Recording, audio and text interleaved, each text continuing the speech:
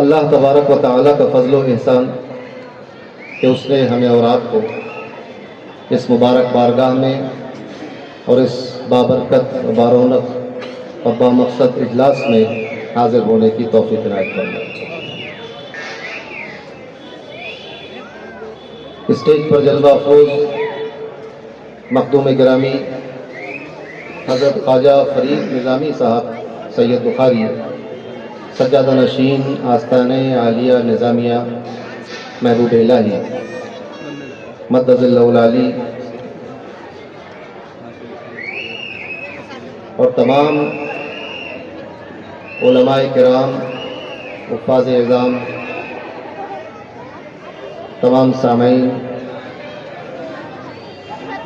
اللہ تبارک و تعالیٰ کا ہم شکر ادا کرتے ہیں کہ اس نے ہمیں اس بامقصد اجلاس میں پہنچایا اور حضرت کی صاحب سجادہ کی سرپرستی میں رواں دواں اس ادارے کے سالانہ اجلاس میں دستار بندی کے اس بارونق و باوقار جلسے میں ہم اور آپ حاضر ہیں۔ محبوب الہی کا آستانہ پوری دنیا میں مشہور و معروف ہے۔ آپ کا فیضان عالم انسانیت میں برس رہا ہے، چمک رہا ہے۔ طالبان حق کو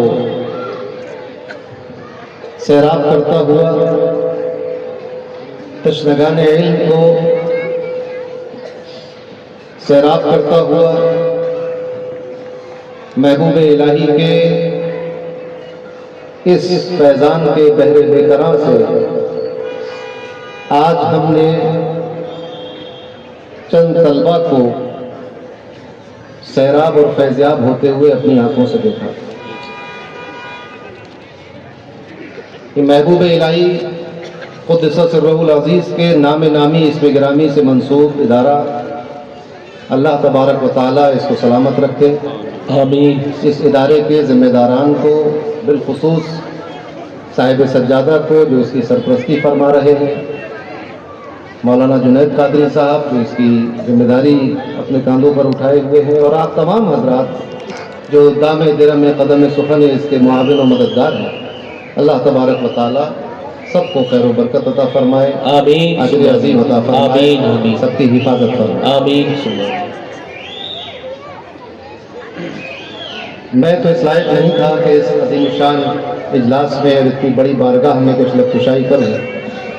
میں نے معذرت کر لی تھی، مگر مخدوم گرامی کا، خواجہ صاحب کا یہ حکم تھا کہ آپ کو مجھے آنا ہے، تو میں حاضر ہوں آپ کے سامنے۔ تاخیر بہت ہو گئی ہے، جس کام سے ہم آئے تھے وہ کام بھی ہو گیا، بچوں کی دستار بندی ہو گئی، کچھ دیر آپ کے سامنے کچھ گفتگو کرنے کی کوشش کروں۔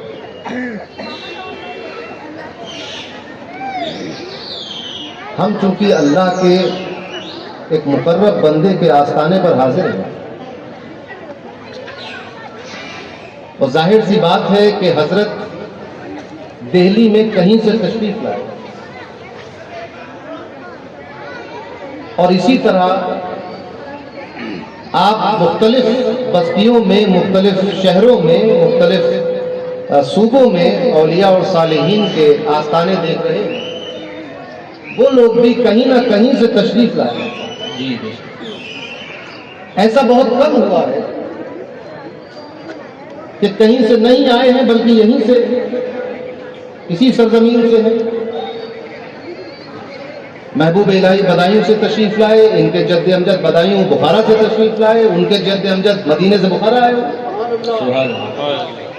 تو سلسلہ جا کر مدینہ منورہ پر جا کر رکھتا ہے۔ جی بے شک۔ بدایوں میں اور دوسرے بندگان خدا تشریف لائے، حضرت سلطان العارفین بڑے سرکار تشریف لائے، یمن سے تشریف لائے، ان کے آباء و اجداد مدینے سے یمن گئے ہوئے، حضور سرکار غریب نواز رضی اللہ تعالی عنہ اجمیر شریف تشریف لائے تو سج سے تشریف لائے، تو وہاں مدینے سے آئے ہیں تبھی یہاں پر آیا کرنا. غرض یہ کہ دنیا کے مختلف شہروں میں، مختلف ملکوں میں، مختلف خطوں میں جو اہل اللہ آپ کو دکھائی دے رہے ہیں، ان کا تعلق یا تو براہ راست مدینے سے یا کسی واسطے کے ساتھ مدینے سے. اور یہ بزرگ چونکہ اپنی زمین جائیداد لے کر نہیں آئے، اپنا گھر، خاندان، زمین جائیداد، خزانے چھوڑ کر آئے، لہذا ان کا تعلق مال و دولت کا مدینے سے نہیں، بلکہ یہ جو چیز لے کر آئے ہیں اس کا تعلق مدینے سے. سبحان اللہ، سبحان اللہ. آپ یہ کہہ سکتے ہیں کہ محبوب الہی کا خاندان جو مدینے سے چلا تو بخارا میں ان کی زمین جائیداد تو مدینے میں رہے گا. ایسا ہوا تھا پارٹیشن کے موقع پر کہ جو ہندوستان سے گیا اس نے وہاں جا کر کلیم کیا کہ میرا ایک گھر دہلی میں ہے تو مجھے اس کے بدلے گھر دیا جائے.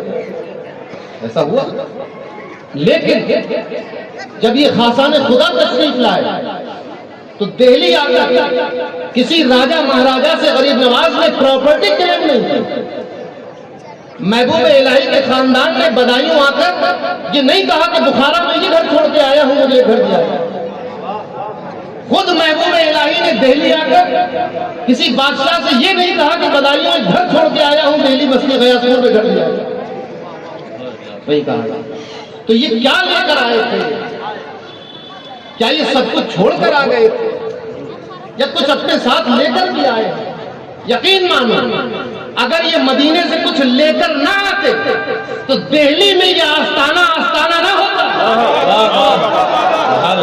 اجمیر میں آستانہ نہ ہوتا. پتا چلا کہ کچھ تو لائے ہیں جو تقسیم کیا جا رہا ہے. کیا چیز ہے؟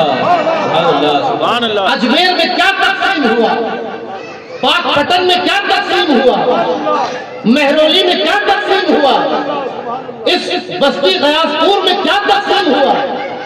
جو تقسیم ہوا وہ لائے ہیں. آپ کہیں گے علم تقسیم ہوا ہے، تزکیہ تقسیم ہوا ہے، دل کی صفائی تقسیم ہوئی ہے، دل کی اچھائی تقسیم ہوئی ہے، سچائی تقسیم ہوئی ہے، قرآن کا فیضان تقسیم ہوا ہے، حدیث کی قرأت تقسیم ہوئی ہے، فقہ تقسیم ہوا ہے، عمل تقسیم ہوا ہے، طہارت تقسیم ہوئی ہے، تقویٰ تقسیم ہوا ہے، ولایت تقسیم ہوئی ہے، شہادت تقسیم ہوئی ہے. سبحان اللہ، سبحان اللہ.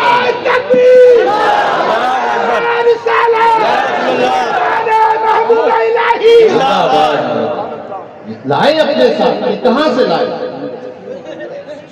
اس کی ضرورت نہیں پڑتی. اللہ تبارک و تعالیٰ نے قرآن مجید میں یہ اعلان فرمایا ما آتاکم الرسول فخذوہ.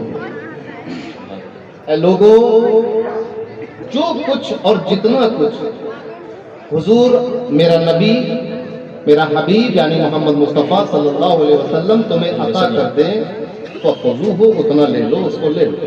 جی بے شک. سبحان اللہ. وما نہاکم عنہ، اور جس چیز سے منع کر دے فانتہو، اس سے رک جاؤ.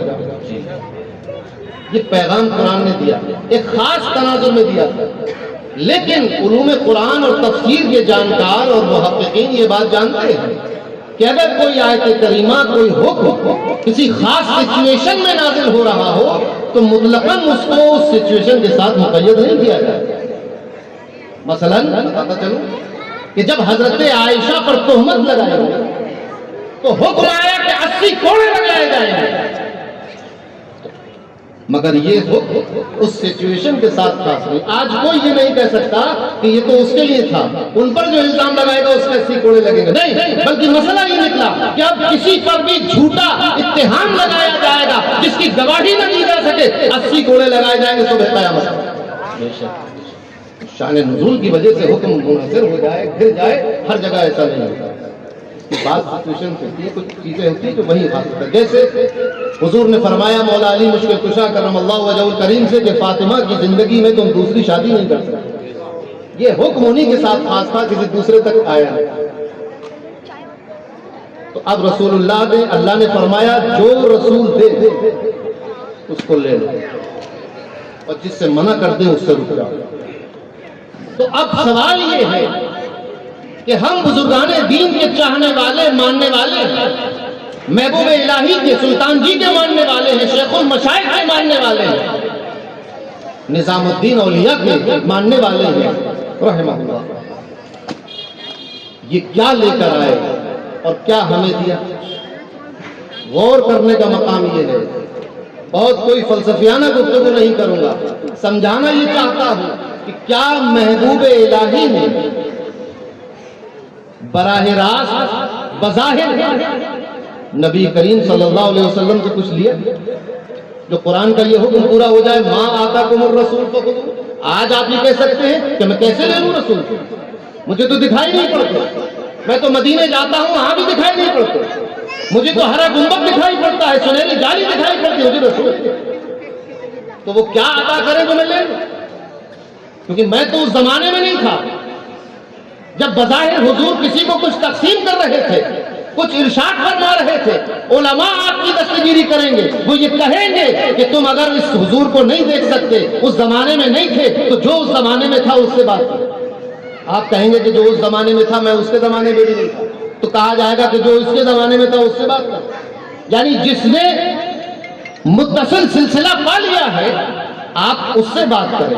تابعین رسول سے کیسے لیں گے؟ لینا سب کو حضور سے ہے، مگر طریقہ یہ نکلا کہ صحابی نے حضور سے براہ راست لیا. اب تابعی کے لیے بھی حکم یہ ہے کہ جو حضور دے اس کو لے لو. تابعی کیسے لے گا؟ تو تابعی کو راستہ یہ ملا کہ کوئی صدیق اکبر کا ہاتھ تھامے ہوئے ہے، کوئی فاروق اعظم کا ہاتھ تھامے ہوئے ہے، کوئی عثمان غنی کا ہاتھ تھامے ہوئے ہے، کوئی مولا علی مشکل کشا کا ہاتھ تھامے ہوئے ہے، کوئی عبداللہ ابن مسعود کو تھامے ہوئے ہے، کوئی عبداللہ ابن عمر کو تھامے ہوئے ہے، کوئی امام حسین کو تھامے ہوئے ہے، کوئی امام حسن کو تھامے ہوئے ہیں. غرض یہ کہ رسول کے تربیت یافتہ لوگوں میں سے جس نے جس کا زمانہ پایا اس کو تھاما اور اس سے جو لیا، ما آتاکم الرسول پر عمل کیا. بظاہر رسول دکھائی نہیں دیتے، مگر لینے والا سمجھ رہا ہے اور دینے والا بھی سمجھ رہا ہے کہ یہ حضور ہی کا دیا ہوا ہے. منع کرنے والا بھی سمجھ رہا ہے حضور ہی نے منع کیا ہے. تو تابعین کو جو ملا وہ بھی رسول سے ملا. بے شک، سبحان اللہ سبحان اللہ. جب حضور نے حضرت معاذ بن جبل رضی اللہ تعالی عنہ کو حجاز مقدس سے باہر روانہ کیا کہ جاؤ یمن کی طرف، آپ تیار ہوئے. سفر کے وقت آپ نے پوچھا کہ کیسے وہاں فیصلے کرو گے؟ عرض کیا حضور قرآن سے فیصلہ کرو گے. فرمایا وَإِن لَمْ تَجِدْ، اگر تم نہیں ڈھونڈ پائے قرآن میں یہ مسئلہ. عرض کیا کہ آپ کی سنتوں سے حدیثوں سے عمل کروں گا، فیصلہ کروں گا. فرمایا کہ اگر اس میں بھی تمہیں نہیں ملا، عرض کیا کہ پھر میں اپنی رائے سے فیصلہ کروں گا. پتہ یہ چلا کہ عالم دین کی رائے بھی اپنی نہیں ہوتی. ما آتاکم الرسول، وہ بھی رسول کی طرف سے دی ہوئی. واہ واہ، سبحان اللہ سبحان اللہ. ایک مجتہد کی رائے بھی اپنی نہیں ہوتی، بے شک. اس مجتہد کی رائے بھی حضور کی طرف منسوب ہوتی ہے کہ یہی حضور کا دین اور حضور کا فیصلہ ہے.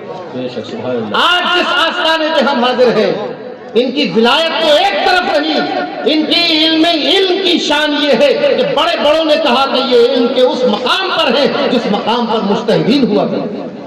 سبحان اللہ سبحان اللہ. یہ قرآن و حدیث کے اس علم کے اس مقام پر ہے جو مقام ایک مجتہد کا ہوتا ہے. ائمہ مجتہدین نے محبوب الہی کا شمار کیا.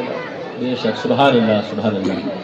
تو اب آپ کو ہمیں جو لینا ہے، یہ جو لے کر آئے وہی پیغام لائے جو حضور نے دیا، اور وہ پیغام لینا پڑے گا.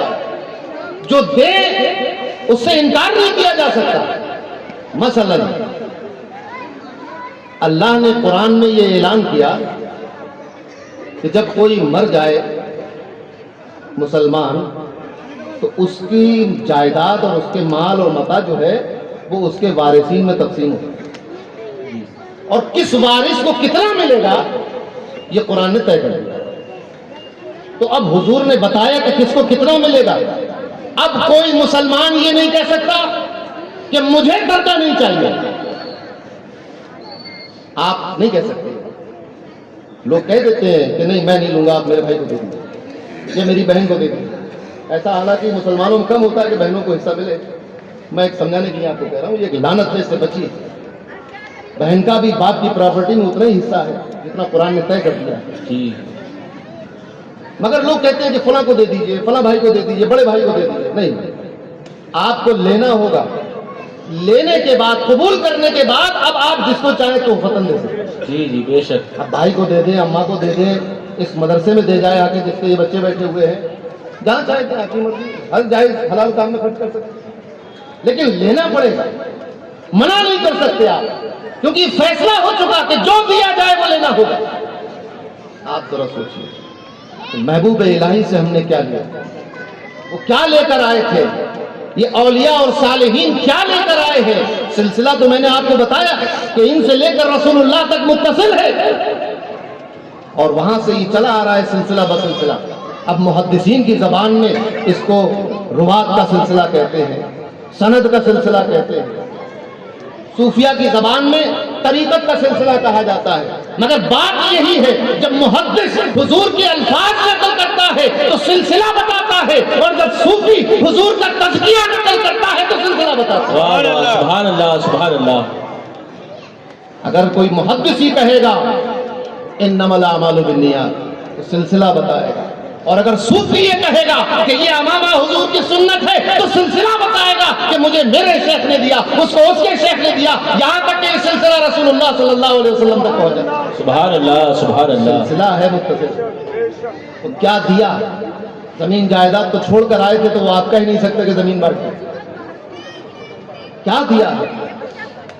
اسلام کا بنیادی پیغام ہے کہ اللہ ایک ہے، اس کا کوئی شریک نہیں، یہ پیغام دیا ہے، یہ بنیادی پیغام۔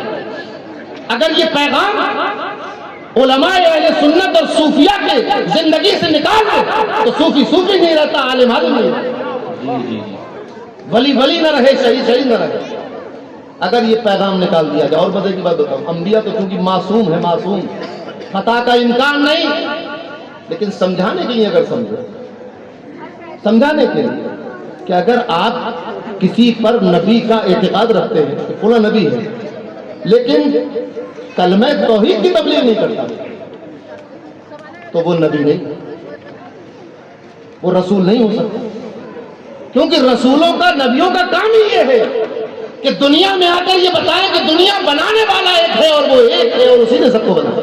بے شک سبحان اللہ۔ اتنا اہم عقیدہ ہے عقیدہ توحید، یہ پیغام بنیادی پیغام ہے، اسی پیغام پر ساری عمارت کھڑی ہوئی، اسی پیغام پر سارے اعمال مرتب ہیں، اسی پیغام پر سارا تزکیہ مرتب ہے، اسی پیغام کی بنیاد پر ایک راہب سے ایک صوفی ممتاز رہتا ہے، اسی عقیدے کی بے شک اسی عقیدے کی بنیاد پر ان مسیحی زہاد سے صوفیہ اکرام ممتاز ہوئے، اس عقیدہ توحید کی بنیاد یہ حضور اکرم صلی اللہ علیہ وسلم نے دیا ہے۔ فرمایا کہ اللہ ایک ہے، اس کا کوئی شریک نہیں، نہ کوئی اس کی ذات میں اس کا کوئی شریک ہے، نہ صفات میں اس کا کوئی شریک ہے، نہ افعال میں اس کا کوئی شریک ہے۔ اس نے کہا، حضور نے فرمایا اگر اتنی شدت کے ساتھ وحدہ لا شریک لہ اس کی تبلیغ نہ کی جاتی تو مشرکین مکہ کو کوئی آپتی نہیں تھی۔ افسوس تو اسی بات کا تھا انہیں کہ کیا یہ ایک ایسا عقیدہ لے کر آئے ہیں جس میں صرف ایک خدا ہے، ایک اللہ، یعنی جو ہمارا غلام ہے اس کا رب بھی وہی، اور جو سردار ہے مالک ہے ان کا رب بھی وہی، جو کالا ہے اس کا رب بھی وہی، جو گورا ہے اس کا رب بھی وہی، جس کو ہم نے خریدا تھا اس کا بھی وہی رب، بکنے والے کا بھی رب وہی، خریدنے والے کا رب بھی وہی، قبیلے قریش کا بھی وہی اور دوسرے قبائل کا بھی وہی، متولیان کعبہ کا بھی وہی اور یمن اور دمشق سے آنے والوں کا بھی وہی۔ یہ کیسے ہو سکتا ہے؟ اسی پر اعتراض تھا، اسی لیے اس عقیدے کو اتنی شدت کے ساتھ بیان کیا گیا، اخلاص کے ساتھ بیان کیا کہ اس میں آپ کوئی ایسی تشریح بھی نہیں کر سکتے اپنی طرف سے جو اس کے شائع نشان نہ ہو۔ یہ ہے عقیدہ توحید جو حضور نے دیا بنیادی طور پر، ورنہ اکیلے میں بیٹھ جانا، مخلوق سے ترک تعلق کر لینا اور ایک مراقبے میں گم ہو جانا، دھیان لگا لینا، آنکھیں بند کر لینا، لوگوں سے بالکل بل جول ضبط کر کے ختم کر کے بس ایک جگہ بیٹھ جانا، اور یہی عقیدہ تمام صالحین اور تمام مجتہدین اور ائمہ حدیث اور ائمہ مجتہدین لے کر پوری دنیا میں پھیلے۔ غریب نواز کیا لے کر آئے؟ زمین نہیں لائے، جائیداد نہیں لائے، کوئی فوج نہیں لائے۔ ہندوستان میں تو بہت سارے فوجی آکرمن ہوئے، جس کے پاس ذرا سی فوج تیار ہوئی وہ چڑھ دوڑا ہندوستان پر. خلجیوں کے پاس تلواریں رہیں, غوریوں کے پاس تلواریں رہیں, تغلقوں کے پاس تلواریں رہیں, نادر شاہ دنانی کے پاس تلوار رہی, شیر شاہ سوری کے پاس تلوار, سب کے پاس تلواریں رہیں. اور جو یہاں کے پرانے راجے مہاراجے تھے ان کے پاس بھی تلواریں رہیں. مگر غریب نواز جب آئے تو کوئی تلوار نہیں لائے, کوئی فوج نہیں لائے, کوئی چڑھائی کرتے ہوئے نہیں آئے, فقیرانہ لباس میں آئے. اور کیا لے کر آئے؟ لا الہ الا اللہ محمد رسول اللہ صلی اللہ علیہ وسلم. یہ پیغام لے کر ہندوستان میں آئے. بے شک سبحان اب اللہ. سوچو, آپ ایک مدرسے کے جلسے میں, دستار بندی کے جلسے میں بیٹھے ہیں. اس مدرسے سے اگر کوئی چیز نکال کر اس مدرسے کو تہو بالا اور تہز گیز کرنا ہو, آستانوں کو مٹانا ہو اور درگاہوں کو ختم کرنا ہو تو عقیدت توحید کھینچ لیجیے, ختم ہو جائے گا. یقین مانو,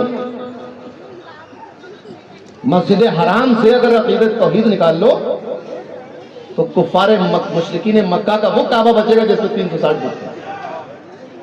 ممتاز کیسے ہوا؟ اس عقیدے پر کہ اللہ ایک ہے. کون لے کر آیا یہ عقیدہ؟ یہ ہمارے محبوب لے کر آیا, سبحان اللہ سبحان جن کی ولایت میں ہمیں شک نہیں ہے, بے شک جن کے متقی ہونے میں ہمیں شک نہیں ہے, جن کے پرہیزگار ہونے میں ہمیں شک نہیں ہے. ہم دیکھتے ہیں کہ صبح سے شام تک جو کچھ محبوب الہی کے پاس نظر آتی ہے رات تک خرچ کر دیتے ہیں, اور جب سوتے ہیں تو اپنے پاس ایک پیسہ نہیں ہوتا. اللہ. آپ سوچتے ہوں گے کہ یہ نظر آ رہی ہے, لوگ لا کر دے رہے ہیں, کوئی وزیر لا کر دے جاتا ہوگا, کوئی بادشاہ بھیج دیتا ہوگا, کیونکہ 2 4 10 لوگوں کا لنگر کی بات نہیں ہے, ہزاروں ہزار کے لنگر کی بات ہے. بلکہ میں اگر یہ کہوں کہ ہندوستان میں اگر کھانا نہ پکایا جاتا تو سارے ہندوستان کو محبوب الہی کا لنگر کافی ہوگا. واہ سبحان اللہ سبحان اللہ. شان تھی آپ کے لنگر کو. نعرہ تکبیر, نعرہ رسالت. کہاں کہاں سے لوگ, پانی پت سے لوگ آ گئے کہ اب کھانا پانی پت میں قید پڑ گیا, کھانا نہیں ہے, کہاں ملے گا؟ غیاس بستی غیاس پور میں محبوب الہی کے لنگر کھانے. واہ واہ سبحان اللہ سبحان اللہ سبحان اللہ. آپ سوچتے ہوں گے کہ اتنا بڑا لنگر ہے تو یقیناً کسی راجہ, کسی بادشاہ, کسی ارباب اقتدار کی کچھ پناہی ہوگی. اتنا بڑا لنگر غریب لوگ کہاں سے لائے؟ ایک ایسا شخص جو اپنا گھر چھوڑ کر آیا ہو وہ اتنا بڑا لنگر کھلا دے گا؟ پوری دنیا جانتی ہے کہ محبوب الہی کا کوئی بزنس نہیں تھا. بعض صوفیاء اولیاء سے گزرے کہ بڑے بڑے بزنس تھے. حضرت خواجہ عبید اللہ ہرار نقشبندی رات بال تھا, حضرت امام اعظم خود عثمان غنی, حضور غوث اعظم, کاروبار بڑے بڑے تجارت کے بعد. لیکن محبوب الہی تو صوفیہ ہر رنگ میں. جب تجارت کرنے والا صوفی دیکھو تو اس کو دیکھ کر تجارت کرنا سیکھیں واہ واہ کہ حلال کام کیسے کیا جاتا ہے. اور جب توکل والا ولی دیکھو تو اس کو دیکھ کر اللہ کی ذات پر توکل کرنا سیکھو کہ توکل کیسے کریں. تو آپ سوچ رہے ہیں مجھے بڑا خزانہ کوئی ہوگا, کسی کی سپورٹ ہوگی, کسی کی سپورٹ نہیں تھی. بجائے اس کے کہ سپورٹ ہوتی, دلی کے راجاؤں نے کہا, تفصیل میں نہیں جاؤں گا, کہ نظام الدین کے لنگر کو بند کر دیا. ان کو کوئی غلہ نہ دے, ان کو کوئی تیل نہ دے, بند کر دیا جائے. اور دلی والوں میں اعلان کرو کہ کوئی اس لنگر خانے میں جا کر کوئی غلہ نہیں دے گا, سامان نہیں دے گا. جب یہ اعلان دہلی کی گلیوں میں ہوا, میں کیا عرض کر رہا ہوں, کیا لے کر آئے بتانا چاہتا ہوں. جب یہ اعلان دلی کی گلیوں میں ہوا کہ نظام الدین کو کوئی بھی سامان نہ دیا جائے لنگر کا, جس دن دلی کی گلیوں میں مہاراجا اور راجا کے علم کی یہ اعلان کر رہے تھے, اسی وقت اپنی خانقاہ میں محبوب الہی نے اعلان کیا کہ آج سے لنگر دگنا کر دیا جائے. واہ واہ سبحان اللہ سبحان اللہ سبحان اللہ.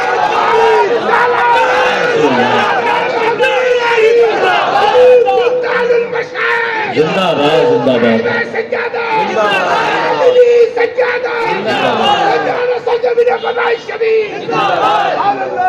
فرمایا آج سے لنگر دگنا کر دیا جائے تاکہ دنیا یہ دیکھ لے کہ اہل اللہ کسی دنیا دار کے بل پہ نہیں چلتے بلکہ رب کائنات کے رزق پر چلتے ہیں.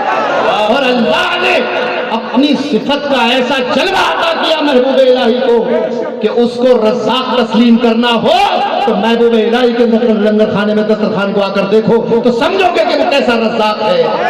واہ واہ وہ رزاق ہے, رزق دینے والا ہے. اس نے فرمایا میں جس کو چاہتا ہوں بغیر حساب کے بے حساب رزق عطا کرتا ہوں. ہم نے محبوب الہی کے دسترخوان پر یہ جلوہ دیکھا. سبحان اللہ سبحان اللہ. کیسے وہ بے حساب عطا کرتا ہے. دلی کا بادشاہ کہہ رہا ہے دلی والوں ایک چاول کا دانہ نہ دیا جائے, اور وہ کہہ رہا ہے کہ میں تو بے حساب دینے والا ہوں. نظام الدین اب کسی خلجی کا کسی خوری کا منہ نہیں دیکھتا. نظام الدین اپنے رب کی طرف سبحان اللہ سبحان اللہ سبحان اللہ. نظام الدین اولیاء یہ لے کر آئے. بے شک سبحان اللہ. بادشاہوں کی نظر ٹیڑھی رہی ہے, پرانا رواج ہے. صوفیاء پر, آستانوں پر, اہل اللہ پر ارباب حکومت کی نظر ٹیڑھی رہی ہے. یہ کوئی نیا کام نہیں ہے. آپ نہ گھبرائیں. آج تو آپ کو ووٹ دینے کی بھی اجازت ہے نا. یہ میں اس زمانے کی بات بتا رہا ہوں جب ووٹ دینے کی اجازت کسی کو نہیں تھی. جس کی تلوار میں دم ہوتا تھا وہ بادشاہ بن جاتا. یہ تاناشاہی کا زمانہ تھا. اپنی طاقت کے بل پر زمین قبضہ کرنے کا زمانہ تھا. ایسے وقت میں راجا کہتا ہے کہ میں دلی پہنچوں, اس سے پہلے نظام الدین کو دلی سے نکال دیا. ایسے ماحول میں آج آپ ڈرتے ہیں نکال دیں گے اور فلاں کرتے ہیں. ارے سنو تو تمہارے اور ہمارے مشائخین نے کیا کیا دیکھا ہے اور کیسے کیسے زندگی گزاری ہے. یہ پہلی بار نہیں ہے نکالنے کی دھمکی. محبوب الہی کو ایک نہیں دو نہیں تین بادشاہوں نے دلی سے نکالنے کی دھمکی دی. مگر کیا ہوا؟ کون نکلا؟ کون نکلا دلی سے؟ بتاؤ خلجی کی قبر کہاں ہے؟ غوری کی کہاں ہے؟ تغلق کہاں ہے؟ اور اس ہندوستان میں نہیں, دنیا کے آخری حصے میں جا کر پوچھو محبوب الہی کی درگاہ کہاں ہے. تو اگر کوئی نہیں ہوگا تو رجال الغیب آواز دیں گے دہلی میں ہے, دہلی میں ہے. سبحان اللہ سبحان اللہ سبحان اللہ. جس ذات گرامی کا چرچا فرشتوں میں ہوتا ہو, کون محبوب الہی ہے؟ ملائکہ کی جماعت میں تذکرے ہو رہے ہیں. کون نکال سکا؟ تو اپنی کیا لے کر آئے تھے؟ تقویٰ لے کر آئے تھے, توکل لے کر آئے تھے, دین لے کر آئے تھے, ایمان لے کر آئے تھے, شریعت لے کر آئے تھے, قرآن لے کر آئے تھے, حدیث لے کر آئے تھے, فقہ لے کر آئے تھے, فیضان لے کر آئے تھے. آج تک جاری ہے. کب آئے تھے؟ لوگ سمجھتے ہیں کہ جو مسلمان بادشاہ ہندوستان میں آئے ان کے صوفیہ سے بہت اچھے تعلقات رہے. بھئی کس کے اچھے رہے تعلقات اچھے رہتے. آپ مجھے بتائیے کہ اگر عوام کو پانی کی دقت ہو اور محلے کے چند لوگ پانی بانٹنا شروع کر دیں تو اس میں کسی گورنمنٹ کو کیا اختلاف کی بات؟ ایسے لوگوں کو تو گورنمنٹ انعام دیتی ہے. کہ سیلاب آ گیا تھا, لوگوں کو بچایا آپ نے, بھئی آپ کو انعام دیا. کووڈ پھیل گیا تھا, آپ نے لوگوں کی مدد کی, آپ یودھا قرار دیے جائیں مدد. مگر جب محبوب الہی نے اپنے مریدوں سے کہا کہ کنواں کھودو تاکہ لوگ پانی پی لیا کریں, کنواں بناؤ, کنواں کھودو تاکہ یہاں کے رہنے والوں کو پانی کی دقت دور ہو جائے, تو بادشاہ سلامت نے کہا کہ کنواں رکوا دو, کنواں نہیں کھودا جائے گا, کنواں کام بند کرا دیا جائے. یہ کیسی حکومت ہے جو اپنے ہی یہاں ترقی کے کاموں میں روڑ کر رہی ہے؟ یہ کون تھا؟ یہ ایک مسلمان بادشاہ تھا. اس کا محبوب الہی سے جس کے دل میں کدورت تھی. تو بادشاہوں کو ایک حسد ہوتا ہے اللہ سے, فقیروں سے. وہ اس وجہ سے کہ ہم بادشاہ ہیں, دولت ہمارے پاس ہے, طاقت ہمارے پاس ہے, محل ہمارے پاس ہے, فوج ہمارے پاس ہے, حکم ہمارا ہے, جیل ہماری ہے, پھانسی کا تختہ ہمارا ہے, مگر پھر بھی सी मखलूक खुदा उधर ही राग़िब हो रही है। ना हमसे कोई डर रहा है, ना मोहब्बत कर रहा है, ना हमारे कोई गीत गा रहा है, ना जान फिदा कर रहा है। ये क्या बात है कि खाना मैं खिलाता हूँ, तनख्वाह मैं देता हूँ, कपड़े मैं देता हूँ, सवारियां मैं देता हूँ, हथियार मैं देता हूँ, शोहरत मैं देता हूँ, दरबार में बुलाकर दादो कैश मैं देता हूँ, मगर कदमों में सर महबूब इलाही के रखा हुआ है। ये क्या बात है कि दरबारी मेरे हैं, फुतूहात मुझसे लेते हैं और रात को महबूब इलाही की जूतियां सर पे रख लेते हैं।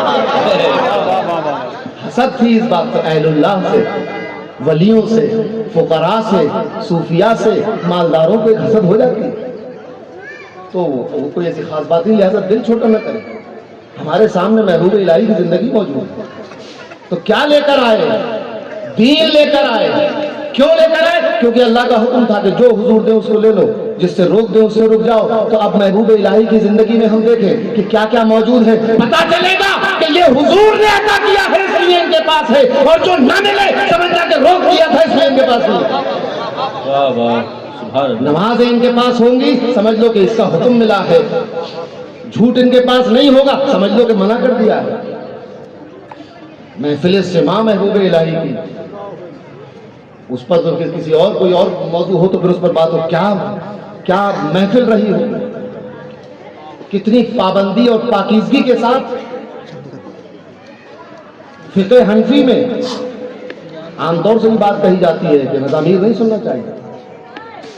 मैं ये दावे के साथ कह सकता हूं कि जिस सिमा की महफिल में हज़रत महबूब इलाही बैठे हो, बाबा फरीद गद्दे शकर बैठे हो, हज़रत कुतुबुल अक़ताब बख्तियार काकी बैठे हो, उस मजलिस में अगर इमाम आज़म को तशरीफ लाना हो, इमाम मोहम्मद को आना हो, इमाम काज़ी अबू यूसुफ को आना हो, तो इनको भी तकल्लुफ़ नहीं होगा। उन पाकबाज लोगों की महफिल है, क्योंकि ये वो लोग हैं कि जब ये महफिल सजाते हैं तो अकेले नहीं होते, बल्कि एक जलवा और होता है, एक जलवा और होता है। अब आप कयास माल फारिग कर रहे हैं। आज की तस्लीम आरे को टीना परवीन की कबाल को महबूब इलाही की महफिल सिमा पर कयास माल फारिग है, इसकी इजाजत नहीं है। बात वो होनी चाहिए जो उसूल और दलाइल के मुताबिक हो, उनकी महफिल सिमा में। आज लोग बेहाल हो जाते हैं, उस वक्त भी लोग बेहाल होते थे। लोगों ने देखा कि कोई कुर्ता फाड़े ले रहा है, कोई सर फोड़े ले रहा है। ऐसा क्या होता था? मैं अर्ज करता हूं कि ये हाल की कैफियत महफिल सिमा पर नहीं थी, किसी कव्वाल की पर होने में लग रही थी। ये उस साहिब करामत, उस साहिब विलायत के जलवों से थी जो वहां मेरे मस्जिद। वाह वाह, सुभान अल्लाह, सुभान अल्लाह, सुभान अल्लाह, बेशक सुभान अल्लाह। वरना तो अगर ये एतराज महबूब इलाही और चिश्तियों पर हुआ तो फिर गौसे आजम की मजलिस को क्या कहोगे कि रोजाना मजलिस वास की महफिल में किसी का इंतकाल हो जाता है, किसी का कुर्ता फट जाता है, कोई बेहाल हो जाता है, कोई चीखने लगता है, कोई रोने लगता है, कोई सर मारने लगता है, कोई नाचने लगता है। बहजतुल्लाह साहब की रिवायतें उठाकर देखो, हुजूर गौसे आजम की कोई वास की महफिल ऐसी नहीं थी जिसमें लोगों को कैफियत ना आ जाती। क्या कहेंगे आप? हुजूर गौसे आजम के शहजादे जब आलिम फाजिल हो गए तो लोगों ने कहा हुजूर साहबजादे को भी बात का मौका दिया जाए। आपके साहबजादे ने बेहतरीन खिताब किया, कुरान और सुन्नत की रोक, एक सन्नाटा तारी रहा, पिन ड्रॉप साइलेंट, सन्नाटा तारी हो गया।